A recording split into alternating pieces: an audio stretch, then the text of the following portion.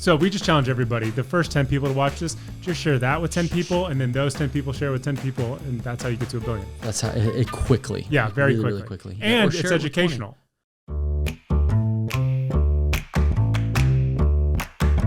Welcome to the Ask an Audiologist podcast, real audiology white papers written by real audiologists and explained to you by a real audiologist and a guy who isn't.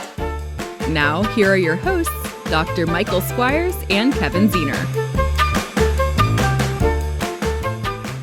Thank you for joining us once more for another all-new episode of Ask an Audiologist. I'm Kevin Ziener. I'm Dr. Michael Squires.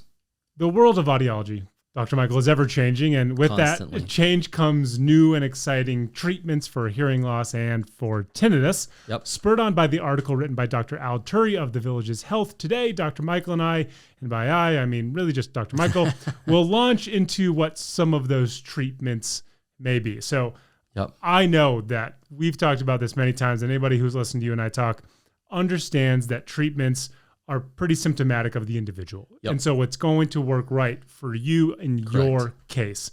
But there are still some cool things that exist in the space that may help a bunch of people. And if this episode at least gives them some anecdotal information to go to their physician with, then we've done our job. Yep. Of the millions of people that are going to watch this episode, there's going to be a significant portion of people who experience tinnitus. Yeah. And I know that some of the stuff we're going to talk about today could help them. And I'll up the ante and say the tens of millions of people. Love it. Yeah. And then hundreds of millions, and then clearly 1 billion. It's coming. Yeah. So we just challenge everybody. The first 10 people to watch this, just share that with 10 people, and then those 10 people share with 10 people, and that's how you get to 1 billion. That's how it quickly. Yeah, very really, quickly. Really quickly. And Or it's share it with 20. educational. That's what's great about it, is you're learning something. It's great. It's fantastic. And then you're sharing educational content. You're helping people. It's that chain letter. Do you want 7 years of bad luck? Watch this video. That's all you need to do. Like and share. Like and share. Like and share and subscribe. That's all you need to do. Let's talk tinnitus. Do it.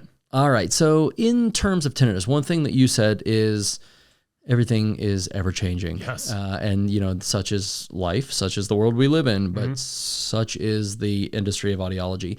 And the reason it's ever changing is because up until this point, there hasn't been a whole lot of information or research that's been able to corner tinnitus. Okay. And what I should say is corner tinnitus in terms of treatment. And so it's important, and I think it's very important to make sure in any talk of tinnitus treatment that we discuss that there is currently no cure in the medical community for tinnitus. There's no magic bullet. There's no magic pill. It does not just go away with a treatment. Okay. And for some patients, it'll dissipate and it'll go away, or at least the perception of that will go away, right? And become less bothersome. But some of the treatments that have been around are getting a little bit more traction, and they are gaining a little bit of research. I know in some of the other podcast episodes, we've talked about some of the kind of the new startup companies and things like that are working in the world of tinnitus treatment. Yeah. But for today's purposes, we're going to talk about the things that have a little bit of traction behind them and those things that have proven to work for many patients. Yeah. And so we'll start with really the root of tinnitus. One of the things that we want to make sure is that patient doesn't have hearing loss. If the patient has hearing loss, we treat the hearing loss, because oftentimes, and an overwhelming majority of those patients, when we treat the hearing loss, we're also treating the tinnitus, because what we're doing is we're decreasing auditory deprivation. We're giving that auditory signal back to the brain, and the brain goes, oh, I can chill out now, and we don't have to develop this or create this signal. Do you see that pretty fast? Like once the patients become acclimated to the hearing aid, do you find that tinnitus shortly thereafter either dissipates or decreases? Yes. And I see this, it really manifests in different ways for different patients. And we always kind of come back to that generic, it's different for everybody kind of deal. But I've put this on patients who have complained to me of severe tinnitus, and they go, it's gone. Wow. Don't change anything. Like, don't touch me. It's perfect. It's gone. Yeah. I just want it to be just like this. I've got patients that'll come back in a week and go, noticeable difference. I still hear it, but noticeable difference. It's made me feel a lot better about this. And then we continue to work on that. And, so let's talk a step further. When now we've treated we've treated the hearing loss appropriately, right, with a prescription. And so now we can branch off of that. Many of the hearing aids that we're working with now have some type of sound generator. So it's got a tinnitus treatment application within the hearing aid. So we can apply it directly to the prescription that they've got right there, or we can make a copy of that prescription so that the patient can use, a remote control, their phone, onboard controls, and switch over to a prescriptive program that has that tinnitus generator in it. Wow. It gives the patient lots of options, Totally. right? And so the point with tinnitus is we don't want to leave the brain quiet. We want to stimulate the brain and give the brain something to think about. No pun intended there. We want to give the brain something to think about other than the tinnitus. Yeah. Because if we can draw our mind away from that, then we can kind of push that tinnitus to the back of the brain. Sure. Tinnitus has been described in the literature as a lit candle in a dark room. So think about it like this. In this room, right, we got the lights on. Yep. If I lit a little tea candle and set it in front of me, it really wouldn't impact your thought about the light in this room. Sure. But if I turn the lights off, you're going to go zip and you're going to look right at that tea light because it's going to be the light. It's going to be the focus. Tinnitus is the same way. Thinking about the light in the room as maybe background sounds and the tea light itself as the tinnitus.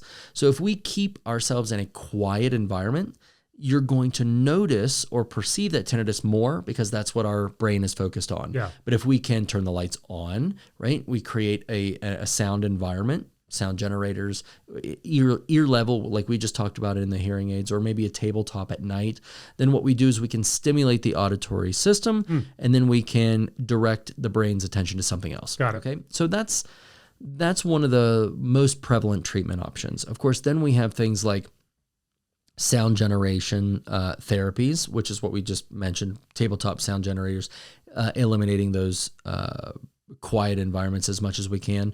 Tinnitus retraining therapies. Tinnitus retraining therapies are generally aimed at reformulating the way the brain thinks about the tinnitus, right? There's a lot of counseling involved in that and a lot of a follow-up in some cases. And so we're retraining the brain to not be, I'm going to say, triggered by the tinnitus.